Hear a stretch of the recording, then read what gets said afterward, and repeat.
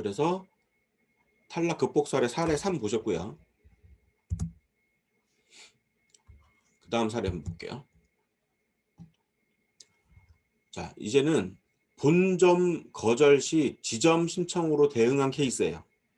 이것도 좀 기발한 케이스인데 보세요. 사례입니다. 사례 4번. 2018년에 설립한 회사예요. 매출이 2019년에 40억 찍었고요. 2020년에 80억 찍었어요. 수입차 딜러예요. 뿌조 차량을 수입해서 파는 업체인데 2019년에 40억, 2020년에 80억. 매출이 2배로 뛰었잖아요. 그리고 직원도 11명입니다. 매출이 2배로 뛰었기 때문에 매출 증가이고 직원도 충분히 많이 고용했고 수입차 딜러라는 약점이 있긴 하지만 어쨌든 그 중진공에 들어갈 수 있는 코드를 가지고 있고 그래서 신청을 했습니다. 2020년에 중진공에다 5억을 신청했어요. 5억을 신청했는데 5억이 1회 받을 수 있는 맥스 금액이에요. 1회 받을 수 있는 맥스 금액인데 신청을 했습니다. 근데 거절났어요. 거절 원인을 물어봤습니다. 원인이 예산이 없다. 그래서 보완 작업을 합니다. 예산이 없다는 거절은 중진공 직원들이 흔히 하는 거절입니다. 흔히. 예. 그 안에 숨겨진 또 다른 이유가 있어요. 그거를 파악을 해야 되는데 이제 저희들은 대충 알죠. 아, 여기가 도소매라서 제외됐구나. 제조업이 아니라서. 그래서 보완 작업이 들어갑니다. 어떻게 들어가는지 보세요. 본점은 2019년에서 2020년 매출이 2배로 늘었지만 전달 대비 요번 달 또는 그러니까 전월 대비 금월 또는 전분기 대비 금분기 전반기 대비 금반기 분명히 매출을 하락하는 구간이 있어요. 비교했을 때. 그 구간을 찾아내서 증빙을 합니다. 네. 왜 이 증빙을 했을까요? 제조업 우선순위에 밀려서 지금 도소매가 안 나오니까 코로나 자금으로 대응하자고 방향을 바꾼 거예요. 네. 코로나 자금은 업체별 심사 기준이 좀 낮거든요. 그래서 근데 코로나 자금을 받으려면 전월 또는 전분기 또는 전반기 또는 전년 대비 매출이 하락해야 돼요. 10% 이상. 그 자료를 찾아야 되는 거예요. 그런데 연간 매출이 2배 이상 점프를 한 업체에서 하락한 비교치를 찾기가 쉽지가 않잖아요. 예, 그런데도 찾아보니까 있더라고요. 있었습니다. 1월 대비 2월이 대폭 감소한 게 있었어요. 그래서 그런 자료들을 준비했습니다. 준비해서 지점을 그렇게 해서 본점은 이런 작전으로 갔고요. 그 다음에 지점을 설립합니다. 대전에 지점을 설립했어요. 그런데 여기가 자동차 딜러니까 자동차 수리할 수 있는 정비 공장이 필요하잖아요. 그래서 정비 공장을 만들면서 제조업 등록을 시켰어요. 자동차 정비업이 제조업이 되느냐 궁금하시죠? 자동차 정비업이 제조업이 될 수 있습니다. 어떤 경우에 그 공장에서 판금과 도장을 취급하면 제조 매출로 잡을 수 있어요. 그래서 대전에다가 지점을 설립하면서 자동차 정비업, 제조업 등록을 했습니다. 그리고 어떻게 했을까요? 본점과 지점을 둘 다 신청했습니다. 중진공에. 자, 그래서 2021년 1월 중진공에 상담 신청을 합니다. 본점과 지점. 여기가 경기 동부 지부와 그 다음에 대전 지역본부, 대전 세종 지역본부 두 군데다가 접수를 했습니다. 그 시간별로 떴었죠. 왜 10시, 2시, 10시, 2시 떴었잖아요. 그때 둘 다 예약해가지고 집어넣습니다. 본점은 4억 신청하고 지점은 2억 신청했어요. 그래서 본점은 4억 신청했는데 코로나 자금은 1억 이상 받기가 힘들어요. 사실. 그래서 본점은 코로나 지원금 1억 나왔고요. 이것도 원래 2억 준다고 했다가 실사 나와서 1억으로 바뀌었어요. 어쨌든 본점은 코로나 지원금 1억 수령했고요. 그 다음에 지점, 대전에 있는 지점은 혁신창업 사업화 자금 1억 수령했습니다. 네. 그러니까 본점이 규모가 훨씬 큰데 1억밖에 못 받았고요. 지점은 규모가 작은데도 1억을 받았어요. 이게 도소매업과 제조업의 극명한 차이를 보여주는 아주 좋은 예죠. 그래서 정책자금에 대해서 좀 케이스 4를 알아봤고요. 그 다음에 케이스 5 한번 볼게요. 케이스 5.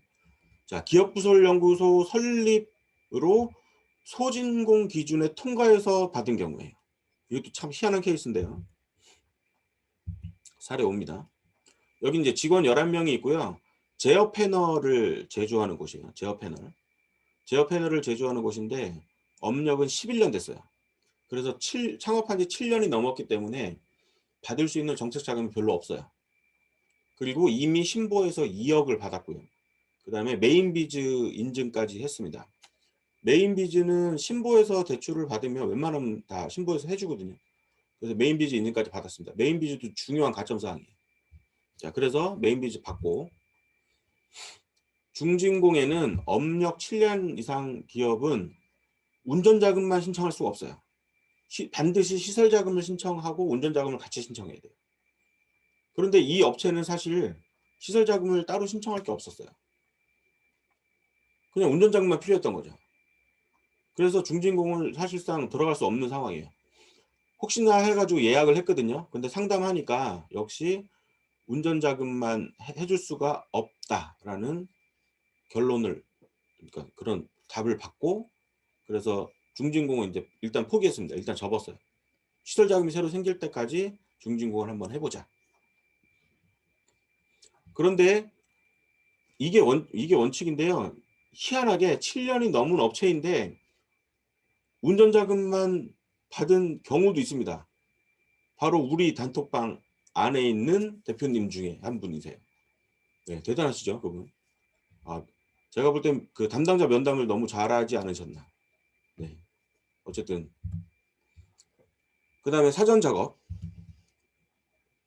그래서 일단 사전 작업이 들어갔습니다. 기존에 제조업체인데도 불구하고 대표님이 잘 모르셔서 신보에서 받으신 거예요. 네, 그래서 이걸 기보로 대환했습니다. 기보로 대환 작업을 하고요. 신보에서 기보 대환하는 거 정말 쉽지 않아요. 요즘에는. 기보에 가서 신보 거 대환해 주세요 그러면 옛날에 해줬거든요. 서로 경쟁하는 기관이라. 근데 지금은 전산도 통합되고 신보가 낳은 자식이 기보거든요. 그래서 처음엔 키워주려고 신보에 있는 보증을 기보로 자꾸 넘겨주고 막 그랬어요. 옛날에 대환을 해주고. 근데 이게 두 업체가 이제 경쟁 관계가 됐어요. 어쨌든 같은 중소벤처기업부 산하기관이긴 하지만 두 기관이 어떻게 하다 보니까 경쟁하는 모양새가 돼가지고 지금은 서로 대환을 안 해줍니다. 그런데 신보에서 기보로 대환하는 포인트가 하나 있어요. 그 포인트가 뭐냐면 신보에서 보증서를 받은 그 보증서를 받고 그걸 은행에 가져가면, 그죠? 신보에서 보증서를 받고 그걸 은행에 가져가면 그 보증서를 담보로 잡아서 은행에서 정책자금을 대출해 주잖아요. 네, 그 담당자, 대출 담당자, 보통 부지점장이죠. 은행 부지점장한테 얘기를 해요. 기보에도 아는 분들이 있냐? 그래서 있다. 그러면 기보에 연락해서 이거 대환 처리를 해달라고 요청해라. 네. 저희 일반 사업주들이 요청하는 거랑 은행 지점장이 요청하는 거랑 달라요. 그래서 이거는 기보에서 억셉트를 해주는 경우예요. 그래서 그거는 제조업이니까 우리가 할게요. 그래서 신보에다가 신보 담당자랑 통화해서 이렇게 대환으로 넘겨받은 케이스입니다. 이것도 운이 좋은 거죠. 그러니까 담당 지점장이 좀 역량이 있고 그 다음에 이런 싹싹하고 이걸 풀 수 있는 좀 능력이 있어야 돼요. 이거는 공식이 없어요. 케이스 바이 케이스예요.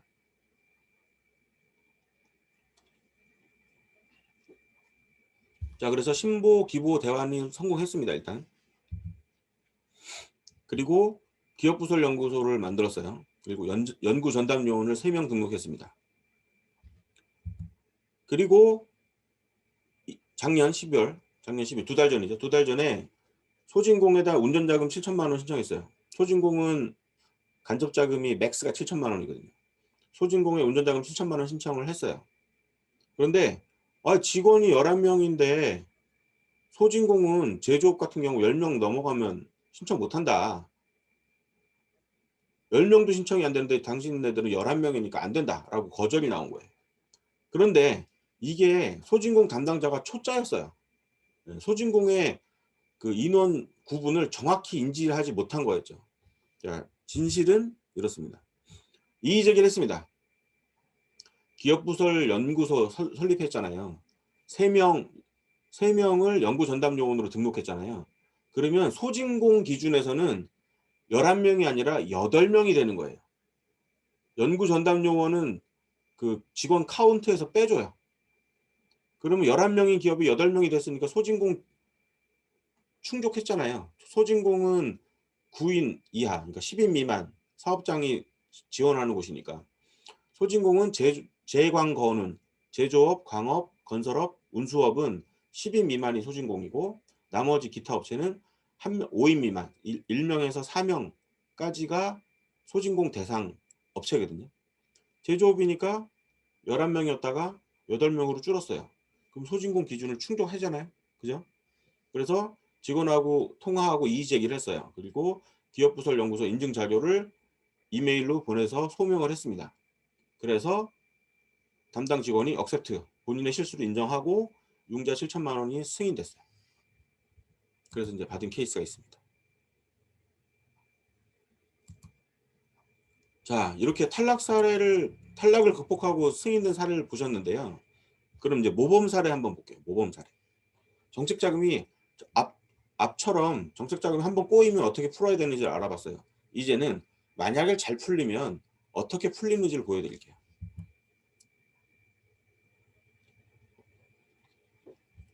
정부에서 미는 게 4차 산업혁명 아이템 그리고 소부장이라고 말씀드렸죠. 요번에 진행한 곳은 소부장이에요. 소부장이 어떤 혜택을 받는지 한번 보세요. 주력 지원 사례인데요.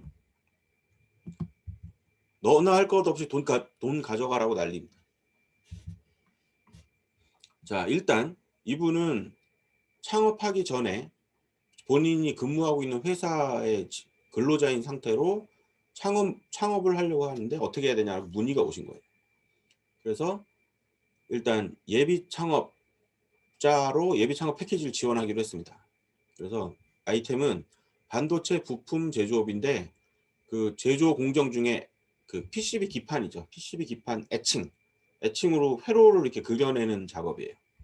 그 방면에 뛰어난 기술이 있는 업체입니다. 그래서 그걸 가지고 그런데 중요한 건 특허가 없었어요. 기술은 있는데 특허가 없어요. 그래서 이제 의뢰를 준 거죠. 그러면 제가 로드맵을 어떻게 짰을까요? 하도 많이 귀에 박히도록 들으셔서 이제 제가 로드맵을 어떻게 짤지 보이시죠? 네, 보시죠. 처음에 특허 출원을 했고요. 네, 특허 출원 5개 했고 그 다음에 예비 창업 패키지 지원하기로 했고요. 예비 창업 패키지는 사업자 등록증이 안 나온 상태에서 지원하는 겁니다.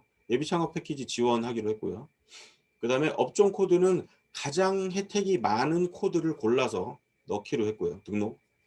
그 다음에 운전자금, 시설자금 조달을 맥스 8억까지 하기로 했습니다. 물론 한 방에 8억은 안 될 거예요. 하지만 이제 순차적으로 매출이 늘어나면서 8억까지는 한번 땡겨보자 이런 얘기를 했고 그 다음에 이제 회사가 원활히 돌아가면 R&D를 진행하겠다라는 로드맵을 제시했고 이걸 억셉트 하셔가지고 그 다음에 진행한 사례입니다. 자, 실행 결과 한번 보실게요. 모든 게 계획대로 되진 않아요. 그죠? 모든 게 계획대로 되진 않기 때문에 이걸 보셔야 돼요. 자, 업종 코드 선정입니다. 자, 업종 코드는요. 혁신 성장 업종이 되어야 중진공에 들어갈 수 있다 그랬잖아요. 그래서 여기는 어차피 스타트는 5인 미만 업체이기 때문에 중진공에 들어가기 위해서는 혁신 성장 업종으로 등록하는 게 굉장히 중요했어요. 그래서 혁신 성장 업종으로 등록하고 그리고 그 코드가 동시에 뿌리 산업인 코드 그리고 동시에 소재 부품 산업인 코드 그리고 고용지원금을 받을 수 있는 성장 유망 업종인 코드 4개의 혜택이 겹쳐있는 코드를 골라서 등록했습니다. 그리고 특허 출원을 5개 했어요. 제가 했던 특허 출원 강의 들으셨죠? 네, 특허 출원 5개 했고요. 반나절 걸렸어요. 그다음에 예비 창업 패키지 서류 작성해서 냈는데 서류 심사를 통과했는데 아깝게 대면 심사에선 탈락했습니다. 요거 지금 생각해도 아쉬워요. 그 사업계획서도 괜찮게 했는데 어쨌든 서류 심사는 무난히 통과했고 대면 심사에서 탈락해서 좀 아쉬움이 남습니다. 대면 심사 리허설도 2번 했거든요. 리허설 2번 했는데도 정작 현장에 가서 약간 좀 더듬으셨대요. 심사위원 질문에 아는 답인데도 불구하고 더듬더듬 하셔서 탈락한 케이스입니다. 요건 좀 아쉽죠. 모든 게 계획대로 되진 않아요. 그렇죠. 그 다음에 바로 요 단계가 끝나고 나서 이제 사업자 등록증을 냈죠. 사업자 등록을 내서 기보에다가 창업자금을 신청했습니다. 그래서 1억짜리 보증서를 받았어요. 그래서 은행에 가서 기업은행 가서 1억 정책자금 수령했고요. 그 다음에 중진공에 시설자금 3억을 신청했습니다. 그 기계가 6억짜리 6억짜리 기계가 들어오는데 시설자금은 그 토지 부동산, 그 다음에 건물에 대해서는 60% 70% 시설자금이 나와요. 그런데 여기는 기계잖아요. 기계 장비에 대해서 시설자금 대출받기가 쉽지가 않습니다. 네, 쉽지가 않아요. 그래서 중진공에다가 문의를 했고 중진공에서 기술평가를 해보겠다. 그래서 기술평가를 해서 기술 등급이 좋게 나왔어요. 그리고 중진공에서는 3억을 제시했고 저희가 중진공에는 직접 대출이 대부분이지만 중진공에 간접 대출도 있거든요. 그래서 은행이랑 컨택을 해서 중진공에 확인서를 받아오면 여기서는 은행에서는 얼마를 해줄 수 있겠느냐라고 물어봤어요. 그랬더니 은행에서 이거 3억 이상 힘들 것 같습니다라는 답변을 받았어요. 그 참고로 기업은행에 IoT 대출이라는 게 있는데요. IoT 장비에 대해서 대출해 주는 게 아니고 시설 장치에다가 고객이 공장에 들여오는 그 시설 장치에다가 IoT 장비를 부착해서 기계가 어떤 이동 상황이 발생하면 알람이 울리는 그런 센서를 붙여놔요. 그러니까 기계 못 팔게. 기계가 단보니까. 기계 못 팔게. 그래서 IoT 대출이라고 하는데 기업은행에 IoT 대출이 있는데 그것도 잘해야 3억 나온 거예요. 근데 금리는 시설자금은 중진공이 더 좋잖아요. 그래서 중진공을 선택했고 그래서 3억 대출을 받았습니다. 그럼 이제까지 얼마 들어왔어요? 4억 들어왔죠. 그리고 올해 1분기에 지금 아직 1, 2월, 3월 되지도 않았는데 이제 매출 2억 6천이 발생했어요. 매출 2억 6천이 발생하자마자 부가세 신고 끝나자마자 바로 중진공 2차 예약 들어갔습니다. 그래서 중진공의 운전자금 1억을 다시 승인 받았어요. 지금 다음 주에 아마 나올 것 같아요. 그래서 중진공 운전자금을 추가로 1억을 대출받았습니다. 그럼 얼마 나온 건가요 이제까지? 5억 나왔죠. 근데 이 회사 매출은 얼마 나왔어요 이제까지? 2억 6천. 매출 2억 6천인데 정책자금이 5억이 들어왔어요. 네. 너무 불공평한 거 아니냐. 30억이 넘는 업체, 매출이 30억이 넘는 업체도 거절을 당하는데 매출 2억 6천짜리가 5억을 받았다고? 이거 뭔가 문제가 있는 거 아니야? 그게 아니죠. 여러분들 아시죠? 제가 누누이 말씀드렸어요. 정부가 미는 업종은 이렇게 속된 말로 돈벼락을 맞을 만큼 정책자금이 많이 융통됩니다. 지금 중진공에서만 조달했는데도 이래요. 근데 여기서 만약에 중진공에서 맥스까지 들어가잖아요. 그 다음에 기보에서 추가 나올 수 있고요. 그 다음에 지역신용보증재단 가도 또 추가로 나올 수 있어요. 그리고 지금 특허가 진행 중이어서 등록이 되면 특허를 담보로 해서 또다시 보증서가 발급될 수도 있어요. 앞으로도 쭉쭉쭉쭉 자금 들어올 거예요. 저희가 처음에 8억을 예상했는데 이미 5억이 들어왔기 때문에 더 예상하고 있습니다. 지금 한 10억에서 15억까지도 받을 수 있을 것 같다라고 예상하고 있어요. 그리고 최근에 거래처를 텄는데 공급기관이 LG전자예요. 그러니까 뭐 저기 뭐야 심사기관에서도 굳이 거절할 필요가 없죠. 대기업의 그 정규적인 오더를 받는 업체가 됐으니까. 그렇죠. 그래서 정책자금의 이제 루트 그거를 파악하시는 법을 배웠어요. 모범 사례. 정부가 미는 아이템으로 창업을 하시면 이렇게 되는 거예요. 그러니까 제가 누누이 말했죠. 여러분들이 잘하는 거, 여러분들이 좋아하는 거로 창업을 하면 가시밭길이 될 수도 있다. 여러분들이 좋아하는 거에다가 4차 산업혁명 아이템을 붙여라 무조건. 말이 안 돼도 붙여라. 예. 붙이면 덜 힘들어집니다. 그 다음에 이제 기술 창업 사례 볼게요. 여기는 이제 예비 창업인데요. 예비 창업 패키지를 넣은 게 아니고 그냥 바로 급해서 바로 예비 창업으로 기부에다 신청한 사례예요. 예비 창업인데 건축 구조물 설계와 드론에 관련된 업체예요. 여기에 대해서 이제 일을 하려고 예비 창업을 준비 중인 분을 이제 만나게 됐습니다. 특허는 3건을 보유하고 있었고요. 등록 특허. 그 다음에 현재는 이제 건설 회사에 재직 중인 임원분이셨어요. 자, 이분한테 이제 로드맵을 짜드렸습니다. 로드맵 한번 보실까요? 예비 창업 자금 일단 1억을 기부해서 기부 보증을 통해서 조달하자. 그 다음에 외부에서 투자를 유치하자. 엔젤 투자. 그 다음에 자금이 원활히 돌아가면 R&D 진행도 한번 고려를 해보고 이제 건축 구조물에서 제2의 사업인 드론 사업으로도 한번 확장을 해보자 라고 로드맵을 짰어요. 자, 어떻게 됐는지 궁금하시죠? 결과가. 자, 업종 코드 일단 선정했습니다. 그래서 여기도 혁신성장 업종, 뿌리산업, 소재부품 산업, 성장유망 업종 네 분야에 모두 중복될 수 있는 코드를 하나 골라서 등록했어요. 그리고 기부에서 예비 창업 자금을 2억을 받았습니다. 자, 보세요. 이분은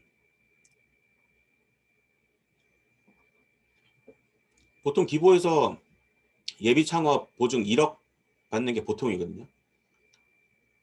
뭐 석사 출신이거나 아니면 뭐 기술사나 기사 자격증이 있거나 경력이 한 15년 이상이 됐거나 이런 분이 이제 창업을 하게 되면 보통 기부에서 1억의 보증을 해줍니다. 창업 초기에.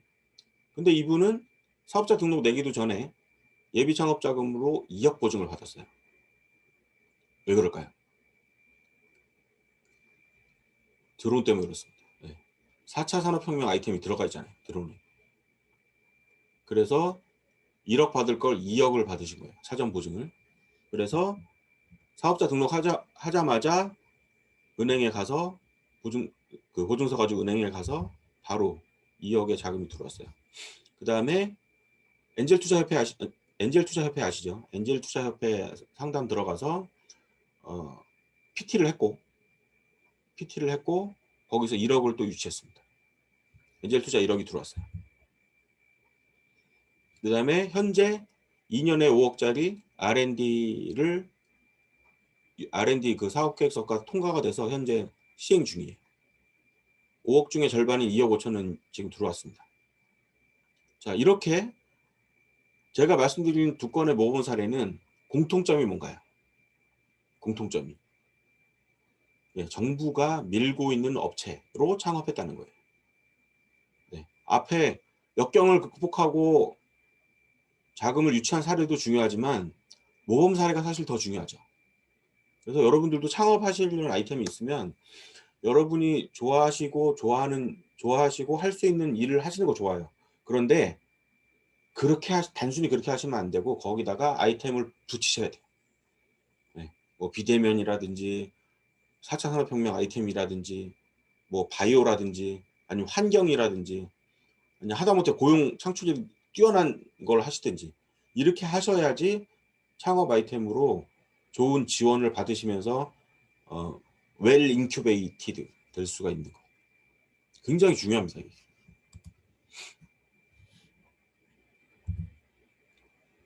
자, 그래서 한번 살펴봤고요. 모범 사례 보시니까 이제 정확한 방향성은 아시겠죠? 네.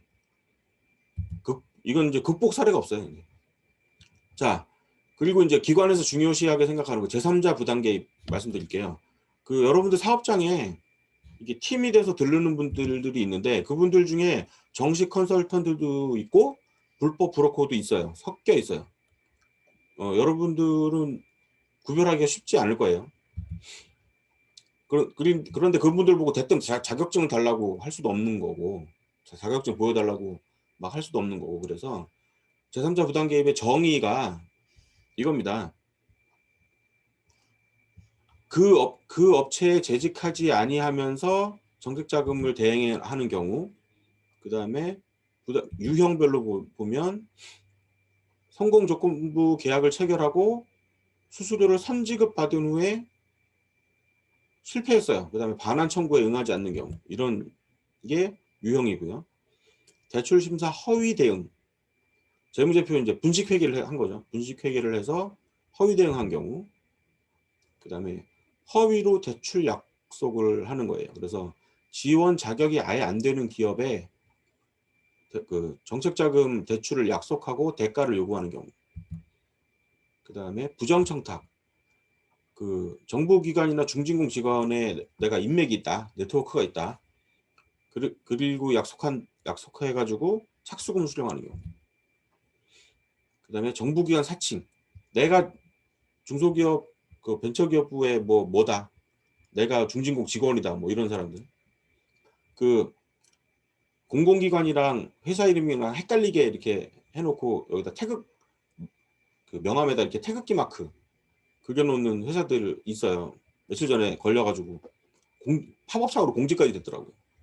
그런 경우도 있습니다. 그 다음에 부당 보험 영업 행위, 그래서 보험 계약할 때 정책자금 신청을 대행하거나 그걸 약속하고 나서 그 대가로 보험을 받는 경우, 보험을 받는 경우도 있는데요. 보험 컨설팅료를 보험으로 받는 거는 불법이 아니에요. 그런데 보험회사에서 무자격자가 정책자금 컨설팅을 하는 게 불법이라는 소리예요. 보험으로 받아도 불법은 아닙니다.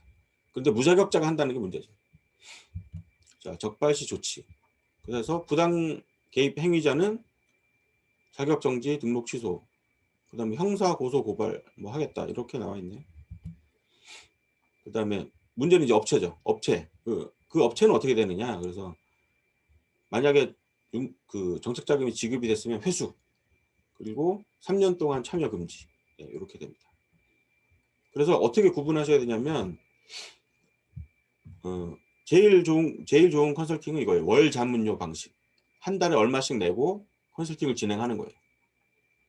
거기에 플러스 인센티브 이런 식으로 하셔도 되고. 그런데 공공기관에서 이제 이렇게 중요시하게 보는 건 성공보수 방식이에요. 성공보수 방식 자체가 위법은 아니에요. 위법은 아닌데 성공보수 약속을 하고 정부에서 돈이 들어와요. 들어온 돈을 가지고 성공보수를 지급하면은 불법이에요. 어떻게 해야 되냐? 정부에서 지원금이 들어오기 전에, 즉 확정이 됐어요. 지원 확정이 되면 돈이 들어올 때까지 시간이 며칠 걸리잖아요. 그러면 확정이 된 순간 성공보수를 지급하면 그건 괜찮아요. 그러니까 돈이 들어오기 전에 보수를 받으면 괜찮고, 정부에서 돈이 들어오고 나서 그거 가지고 이렇게 하면은 국고관리법, 변호사법 위반, 별별 거에 다 걸립니다. 그래서 여기 컨설턴트 분 계시잖아요. 이거 조심하셔야 돼요. 그리고 업체 대표님들은 만약에 누군가 와서 컨설팅 요청을 했는데 그런 식의 제가 말씀드린 유형으로 했다 그러면 거기 하시면 안 돼요. 여러분들이 피해를 입으실 수 있어요. 그래서 그렇게 구별을 하셔라. 그래서 제가 참고 말씀을 드렸습니다. 자, 업종 코드 조회 방법 빠르게 한번 복습해 볼게요. 표준산업분류 코드가 있고 국세청 코드가 있다 그랬죠. 근로복지공단에서 내 코드, 현재 코드 하는 거고, 그 다음에 업종 코드 보는 거 다 했었죠, 저희. 그 다음에 일반적인 경우 세무사가 대리 등록하면서 세무사는 당연히 국세청 국세청 코드부터 등록할 수밖에 없어요. 그리고 그거에 맞춰서 표준산업분류 코드를 넣어요. 네. 근데 이 방법으로 하면 정책자금 스텝에서 꼬일 수가 있는 거예요. 스텝이 완전 꼬일 수가 있어서 우리는 이제 이 수업을 듣고 또는 컨설팅을 받았으니까 이제 어떤 순서로 해야 되는 거냐? 그죠? 세무사한테 먼저 요청을 하는 거예요. 우리 이 표준산업분류 코드로 등록해줘. 네. 그러면 세무사가 이 표준산업분류에 맞는 국세청 코드로 거꾸로 조회를 해서 그 코드로 등록을 하게 되는 겁니다. 이게 차이점이에요. 어느 걸 먼저 하느냐. 그래서 세무사들은 코드 조견표를 가지고 있어요. 코드 조견표가 없으면 여러분들이 요거 클릭하면 코드 조견표 뜰 거 아니에요. 그 코드 조견표를 주시면 돼요. 세무사한테 주시고 여기서 찾아서 넣으라고. 그렇게 하시면 정책자금 추진할 때 업종 코드를 따로 변경하고 뭐 이런 그 뭐야 아주 그냥 귀찮은 일을 안 하셔도 되는 거죠. 다음에요. 업종 코드 변경 방법은 그래서 업종 코드를 어떻게 변경하냐. 자, 코드 변경이 가능한가요? 네, 가능하죠. 그래서 변경 요청 양식 저번에 보셨겠지만 한 번 더 복습 차원에서 코드 변경 양식 네, 이렇게 돼 있죠. 고용보험 변경신고서 쓰시고 그 다음에 여기다가 사업장 관리번호는 여러분들의 사업자 등록번호 적으시고 그 끝에 0 붙이시면 돼요. 고용보험은 사업장 관리번호, 사업자 번호 끝에 0 붙이시면 그게 이제 사업장 관리번호가 돼요. 전화번호, 명칭, 소재지 쓰시고 요거 안 쓰시고 대표자 이름 쓰시고 주민번호 쓰시고 이거 사용자 변경이 아니니까 이거 쓰지 않고 여기다 이렇게 쓰는 거죠. 종류 날짜 쓰시고 산업분류 코드 변경 47219에서 46369로 바꿔주세요. 이런 식으로. 네. 이런 식으로 바꿔주고 여기다가 이름 사인 하시고 뒷장에도 이름 사인 해서 어디로 팩스 보내시라고요? 어디로 팩스 보내라? 근로복지공단. 네. 근로복지공단에 코드 변경 담당자한테 보내시는 겁니다. 고용지원금은 어디다 신청하죠? 고용노동부 산하기관 중에 고용지원금 신청 어디다 하죠? 고용센터. 네. 근데 코드 변경은 어디다 한다고요? 근로복지공단. 네.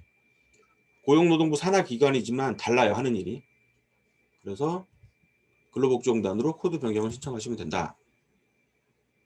여기 연락처 넣어놨습니다. 요거 후기 써주시면 자료 드리잖아요. 제가 강의 자료 드리니까 여러분들의 소속 그 고용센터 전화번호 여기 나와 있거든요. 이걸로 해서 보시면 됩니다. 그래서 코드만 맞추면 챙길 수 있는 지원금은 너무나도 많죠. 그래서 산업분류표랑 중진공에 있는 별표, 혁신성장업종,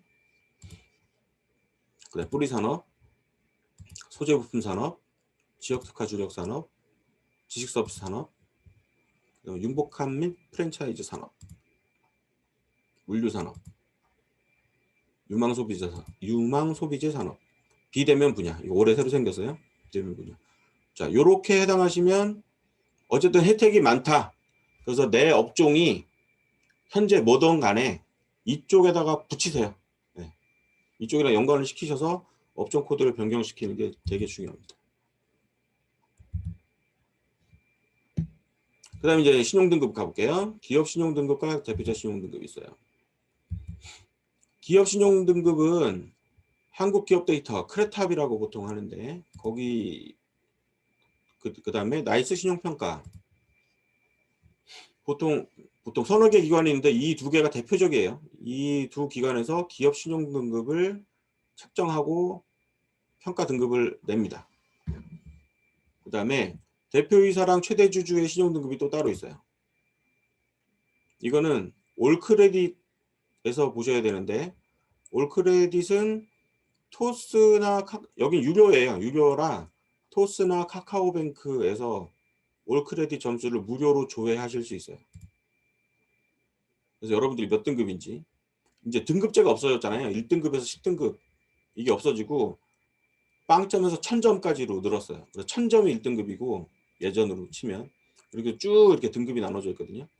그러니까 그 몇 등급이라는 소리만 없어졌지 그 평가 체계는 똑같아요. 그다음에 나이스 신용평가의 등급을 알고 싶으시면 현재 무료로 볼 수 있는 건 사이다뱅크 앱을 까셔 가지고 계좌를 하나 개설하시면 여기에 이제 나이스 신용평가 쪽 등급을 보실 수가 있어요.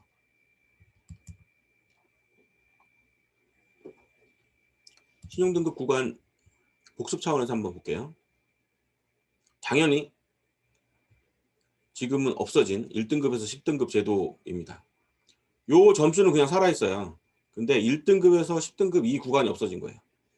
그래서 1등급에서 10등급이 없어지고 1등급부터 1000등급이 생긴 거죠. 사실 1000등급까지 생겼다고 보시면 되는 거예요. 어쨌든 내가 어느 구간에 있는지는 아셔야 되겠죠.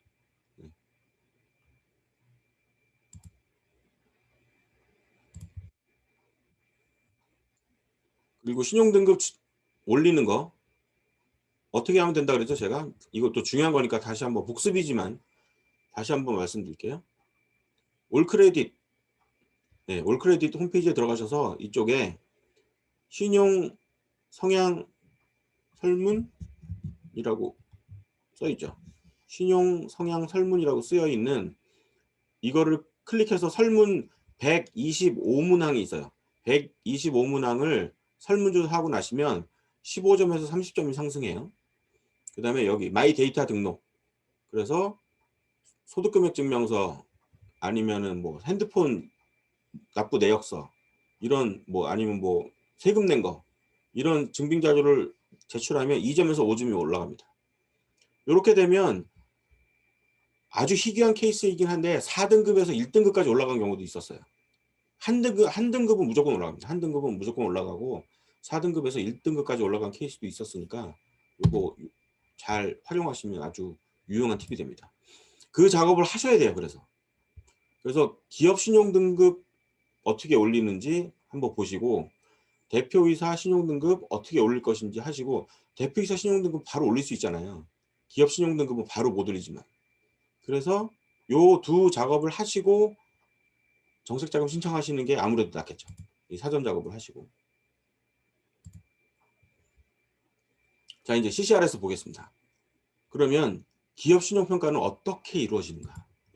이거 굉장히 중요하고도 어려운 문제인데 CCRS가 뭐냐면 중소기업의 신용도를 등급화하기 위해서 우량 기업을 선별하는 기능으로 만들어진 시스템이에요. 그 다음에 S&P 같은 선진 평가 시스템을 카피해 왔어요. 사실 그대로 카피해 와가지고 한국 특성에 맞게 신보해서 이제 자체 개발했습니다. 처음에. 그리고 이거를 중진공, 뭐 소진공, 기보, 그다음 뭐 신용보증재단에서 쭉쭉쭉쭉 가져가면서 자기 기관 나름별로의 기준을 플러스 알파 시킨 거예요. 그래서 베이스는 이 CCRS입니다. 여기는 기초적으로 재무위험, 산업위험, 경영위험, 영업위험 등으로 나눠져 있는데 말이 어렵잖아요. 이렇게 보시면 돼요. 아, 대표자 신용등급하고 회사 신용등급 보겠다는 소리구나. 네. 이렇게 이해하시면 빠릅니다. 정답은 아니지만 이렇게 이해하시면 빠르고 트리플 A부터 D까지 20단계로 분류되어 있습니다. 네. 트리플 A부터 D까지 20단계로 분류되어 있어요.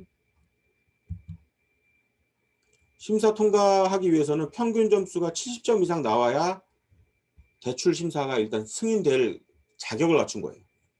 70점 미만이면 자격조차 안 되는 거예요. 아예. 네. 선수로 뛰어야 금메달을 딸지 은메달을 딸지 결정될 거 아니에요. 그런데 70점이 안 되면 선수로 뽑아주지도 않아요. 아예. 후보 명단에도 들어갈 수 없다. 그래서 70점 무조건 맞추고 들어가야 됩니다. 정책자금은. 그래서 재무 항목은 B0 등급이 70점이라고 보시면 돼요. 그래서 그 회사 등급이 B0인데 내가 지금 트리플 C 플러스다. 그러면 일단 거절된다고 보시면 돼요. 아니면 트리플 C 플러스에서 우리 회사가 받을 수 있는 방법은 대표이사 신용 등급이 월등히 좋아야 돼요. 대표이사 신용 등급은 4등급이 70점이에요. 그러니까 B0의 4등급이 커트라인이라고 보시면 돼요. 그죠? 그래서 이 CCRS에 대해서 좀 더 자세히 한번 볼게요. 시뮬레이션이 복잡한 게 아니에요. 그 한국기술개발협회라는 곳에서 시뮬레이션을 간단히 하는 걸 이제 만들었는데 자가진단으로 하실 수 있어요.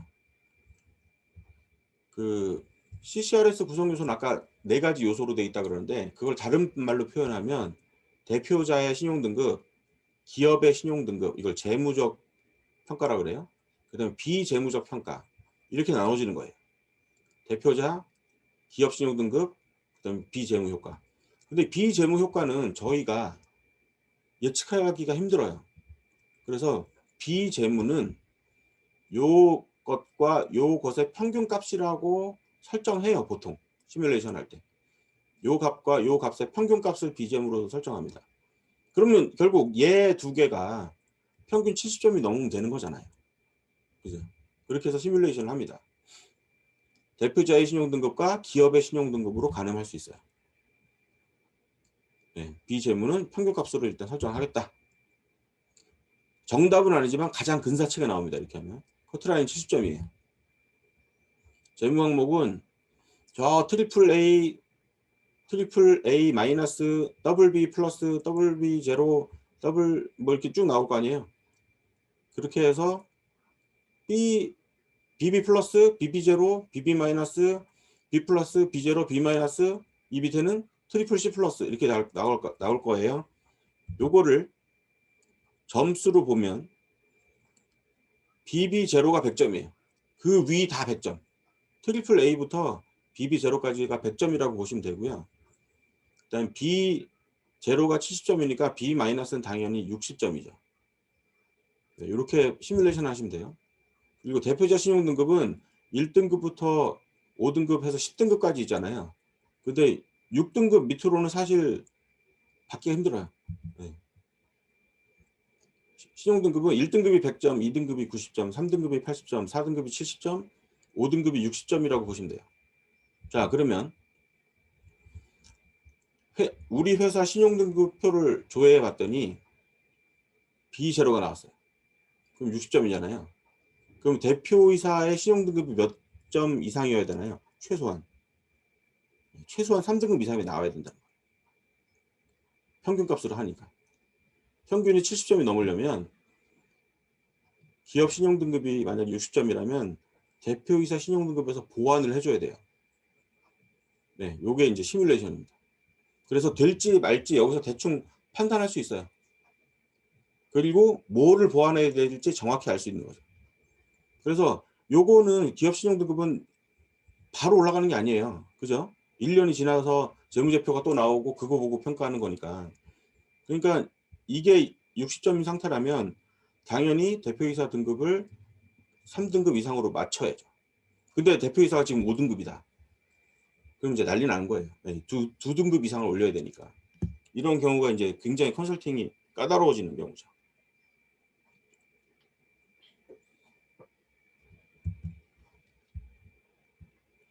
자, 그래서 CCR에서 시뮬레이션까지 살펴봤어요.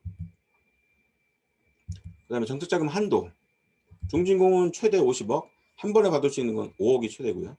소진공은 최대 10억, 한 번에는 1억까지가 최대고요. 신보는 최대 30억, 기보도 최대 30억, 근데 기보랑 신보는 통합해서 30억이에요. 그 다음에 재단은 최대 5억.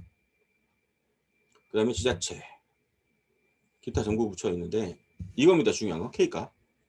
K값은 직전 연도 매출 곱하기 10에서 25%가 K값이에요. 네, 전년도 매출, 제조업이면 25%, 도소매면 10%, IT면 그 중간. 네. 이렇게 해서 직전 연도 매출의 10분의 1에서 4분의 1까지가 한도라고 보시면 되고, 그 한도에서 특허가 있거나 아니면 어떤 특정한 요건이 있거나 무슨 인증을 받았거나 하면 여기서 살짝 플러스가 되는 거고요. 근데 여기서 재단에서 만약에 5억을 받았어요. 재단에서 5억을 받았는데 K값이 7억이 나와요. 근데 재단에서 5억을 받았다. 그럼 남은 값이 2억이잖아요. 그러면 재무제표가 아무리 좋아도 중진공에 넣었을 때 2억밖에 안 나오는 거예요. 그게 한도로 잡혀가지고. 근데 여기에 이제 특허가 있다 그러면 기본적으로 트라이해서 특허를 담보로 추가로 보증서를 받을 수 있다. 뭐 이렇게 들어가는 거예요. 그래서 기본은 정책자금 한도는 K값으로 간다.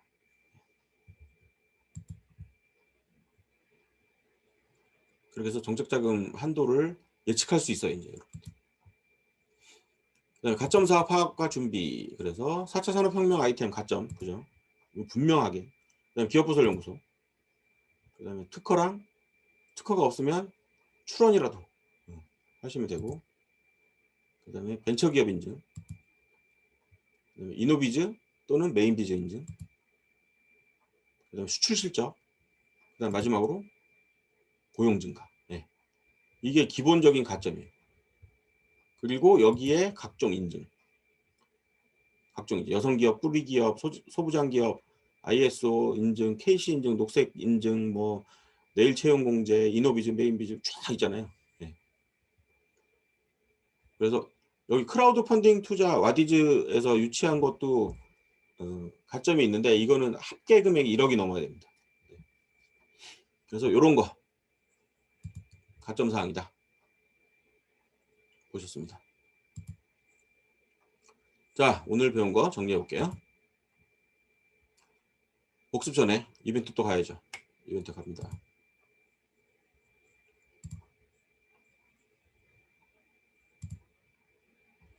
그러니까 서은정 대표님과 또 다른 한 분,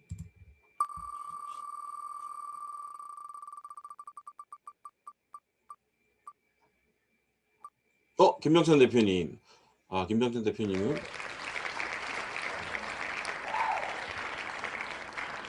저랑 같이 일하는 컨설턴트라 빼겠습니다. 다른 분에게 기회를 넘기겠습니다.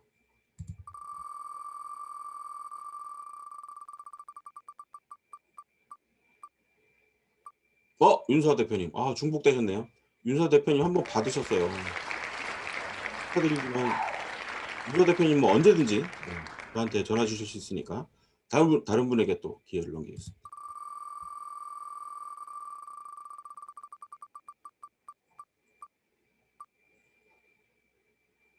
한예림 대표님.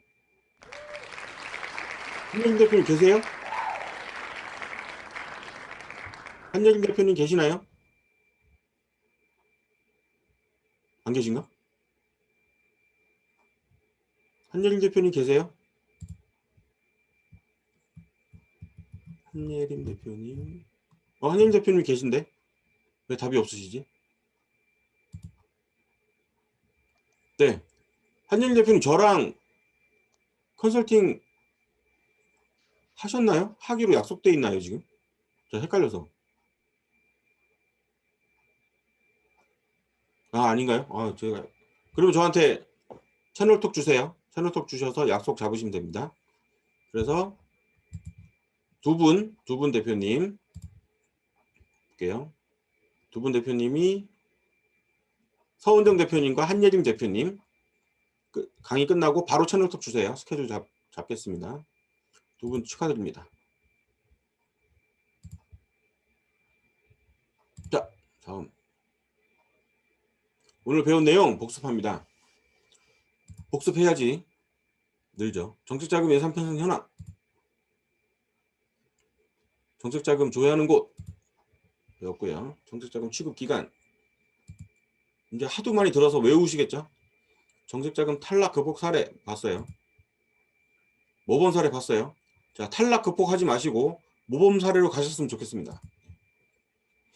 컨설턴트와 불법 브로커 이제 구별하시는 법. 그다음에 업종 코드 조회 및 변경 방법. 대표자 신용 등급과 기업 신용 등급.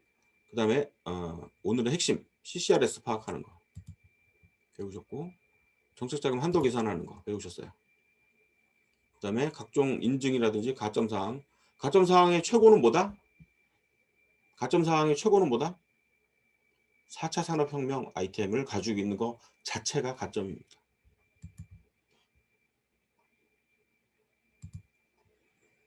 자, 이제 우리가 할 수 있는 것들을 실패 시 어떻게 대처해야 될지 알아요. 이제 그다음에 정책자금이 성공했으면 향후에 또 어떤 계획을 세워야 될지 알아요.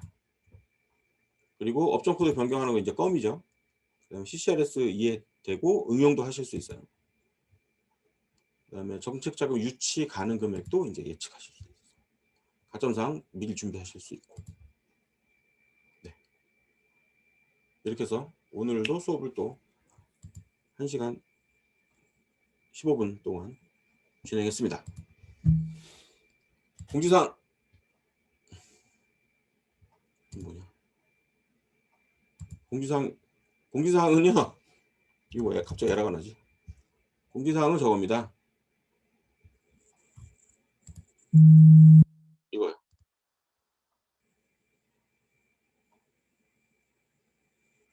이거 표시 안 되지? 네, 채널톡 좀 등록해 주시라는 거.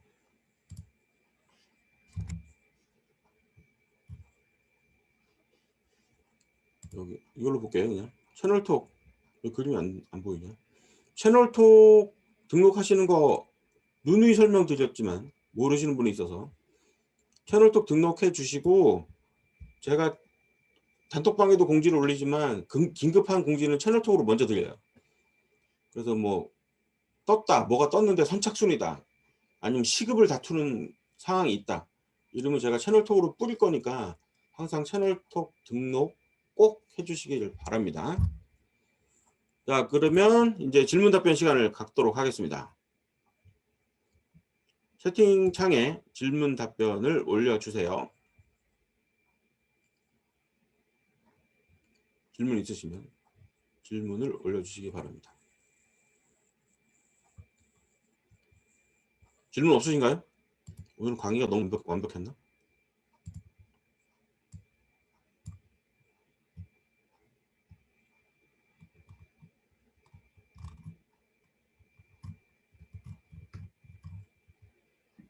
대표님. 네, 말씀하세요.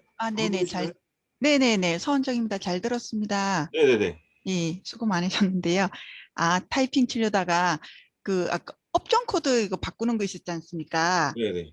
그러면은 저기 업종 코드를 이렇게 4차 산업이라든지 아니면 그쪽으로 조금 맞도록 네. 이렇게 바꿔도 되나요? 이렇게 뭐 양식에 뭐 해가지고 하는 건 아까 간단했었는데 네. 이렇게 바꿔도 되는 네, 건가요? 바꿔주셔도 됩니다.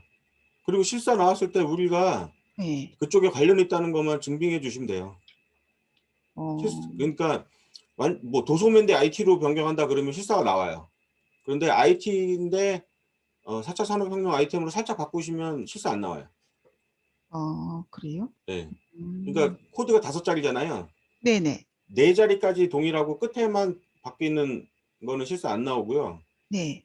앞자리부터 바뀌는 거면 실사가 나와요. 앞에 완전 바뀌는 거는 실사. 그래서 네. 도소매 같은 거 있다가 IT로 하면은 실사 나오겠네요. 도소매에서 IT로 가면 실사 나올 가능성이 있습니다. 네. 네, 그러겠네. 그래서 거기에 대한 대비는 해 놓으셔야죠. 네네네. 그리고 그다음에 아까, 네네.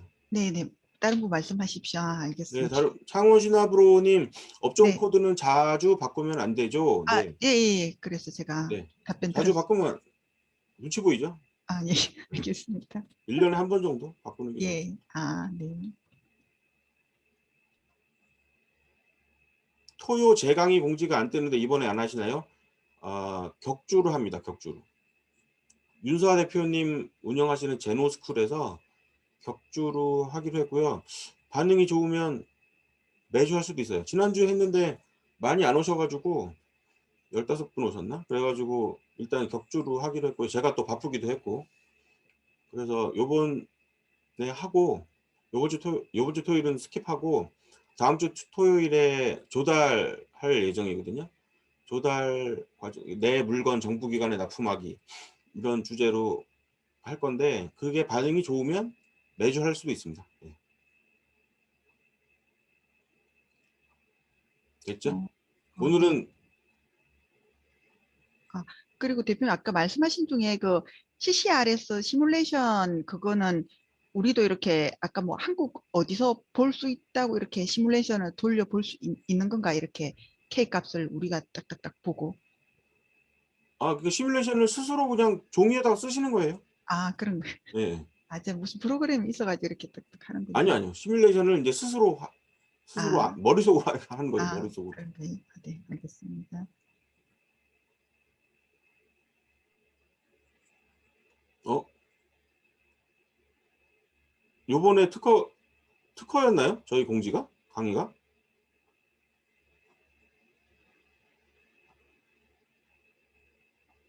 윤수아 대표님이랑 확인해보고 특허는 꼭 넣겠습니다.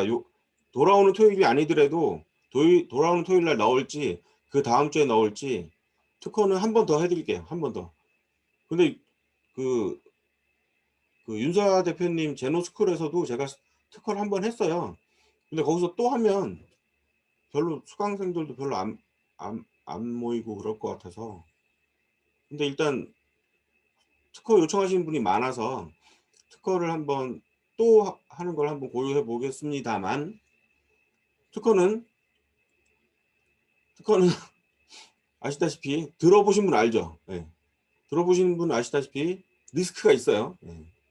되게 민감한 상황이고, 그래서 녹화본도 제공 안 하고, 민감한 상황이긴 한데, 하여간 뭐 이 방에서 해달라고 하시는 분들도 계시고 그래서 윤사 대표님 쪽에서 일단 해보는 걸로 얘기를 해보고, 중복이라 좀 곤란하다 그러면 저희 방에서 다시 한번 하는 방향으로 하겠습니다. 좀 바꿔서. 올해 2월부터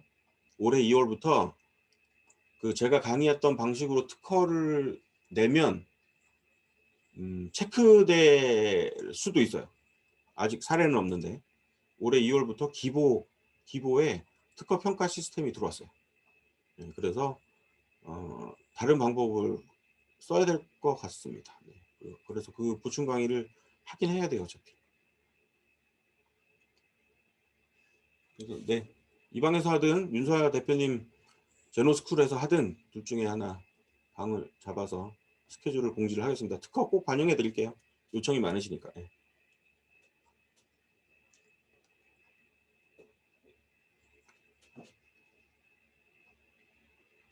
자, 그러면 오늘은 12시 전에 끝났네요. 아, 제가 추적추적 안 하고 스피드를 냈더니. 아, 네, 네. 수고 근데 링크를 많으셨습니다. 다 클릭 안 해서 여러분들 후기 올려주시면 제가 강의안 드리잖아요. 네. 강의안 드릴 때 그때 제가 링크 표시한 거 오늘 클릭 안 하고 지나갔거든요. 시간 때문에. 그거 다 음, 클릭해 보세요. 다 클릭하시면 여러분들이 원하는 자료 그 링크 안에 다 들어있습니다. 그럼, 네. 저는 저 때 터커 이걸 못 들어봤었는데, 아까 그 사례 6 말씀하실 때, 네. 터커 출원을 뭐 말씀하시면서 5개를 했는데, 반나절이 했습니다. 막 이 말씀하셨거든요. 네, 반나절도 안 걸리죠, 지금은. 아, 뭔가요? 터크라는 게 그렇게 되는 건가요? 아, 우선 다음에 특강을 듣고 제가 이해를, 궁금하시죠? 네, 이거는 이해가 안 되는 거. 네, 아, 알겠습니다. 특허 수업 들으신 분들은 알아요. 무슨 얘기하는지. 지금 아마 킥킥킥 웃고 계실 거예요. 특허 수업 들으셨던 분들은. 아, 그래요. 네, 알겠습니다. 자, 그러면 오늘 강의 여기서 마치도록 하겠습니다. 여러분 편히 쉬시고요. 내일 주말 잘 보내시고. 날씨가 많이 따뜻해졌습니다. 아침에 제가 거제도 갈 때 영하 7도였는데 올라오다 보니까 거제도는 아까 영상 13도, 그리고 서울도 지금 영상이죠. 날씨 많이 풀렸습니다. 그래서 오늘 좋은 주말 보내시고 편히 쉬십시오. 그리고 다음 강의 또 기대해 주세요. 오늘 강의 많이 들어주셔서 감사합니다. 후기 많이 부탁드릴게요. 감사합니다.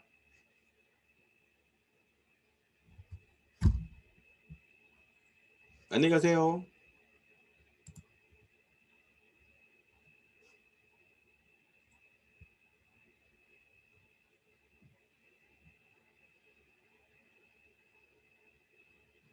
수고하셨습니다.